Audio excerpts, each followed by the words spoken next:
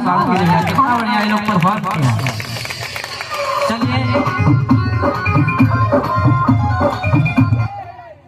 Hello, आप देखिए मगध के मिट्टी के उभरते हुए कलाकार गायिका काजल अनमोल जी आप सबों के बीच उपस्थित हो चुकी हैं।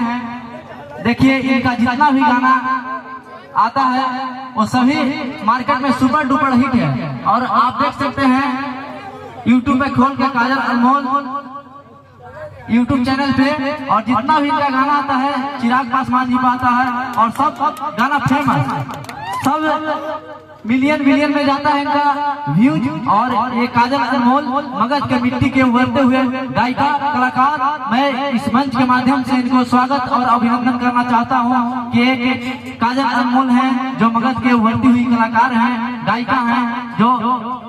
चलिए काजल जी।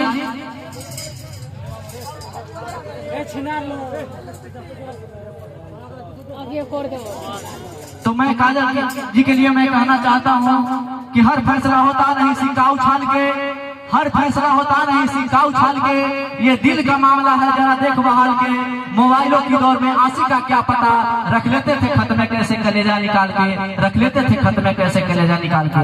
आप लोग एक बार जोरदार ताली बजाकर स्वागत करेंगे काजल जी के लिए, बहुत ही सुंदर कलाकार गायिका काजल अनमोल जी।